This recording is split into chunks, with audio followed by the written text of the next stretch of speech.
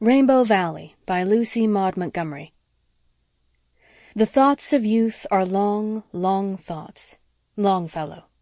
To the memory of Goldwin Lapp, Robert Brooks, and Morley Shire, who made the supreme sacrifice that the happy valleys of their homeland might be kept sacred from the ravage of the invader. Chapter 1. Home Again. It was a clear apple-green evening in May, and Four Winds Harbor was mirroring back the clouds of the golden west between its softly dark shores. The sea moaned eerily on the sandbar, sorrowful even in spring, but a sly, jovial wind came piping down the red harbor road, along which Miss Cornelia's comfortable, matronly figure was making its way towards the village of Glen St. Mary. Miss Cornelia was rightfully Mrs. Marshall Elliott, and had been Mrs. Marshall Elliott for 13 years, but even yet more people referred to her as Miss Cornelia than as Mrs. Elliott.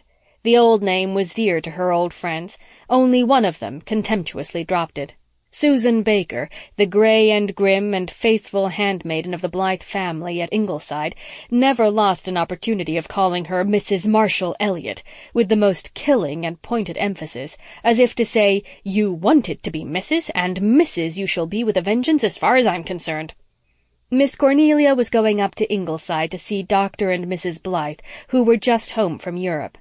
They had been away for 3 months, having left in February to attend a famous medical congress in London, and certain things which Miss Cornelia was anxious to discuss had taken place in the Glen during their absence. For one thing, there was a new family in the manse, and such a family! Miss Cornelia shook her head over them several times as she walked briskly along. Susan Baker and the Anne Shirley of other days saw her coming as they sat on the big veranda at Ingleside, enjoying the charm of the cat's light, the sweetness of sleepy robins whistling among the twilit maples, and the dance of a gusty group of daffodils blowing against the old, mellow, red-brick wall of the lawn. Anne was sitting on the steps, her hands clasped over her knee, looking, in the kind dusk, as girlish as a mother of many has any right to be. And the beautiful gray-green eyes gazing down the harbor road were as full of unquenchable sparkle and dream as ever. Behind her in the hammock, Rilla Blythe was curled up, a fat, roly-poly little creature of 6 years, the youngest of the Ingleside children. She had curly red hair and hazel eyes that were now buttoned up after the funny, wrinkled fashion in which Rilla always went to sleep. Shirley, the little brown boy, as he was known in the family who's who, was asleep in Susan's arms.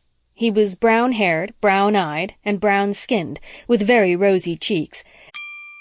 Sample complete. Ready to continue?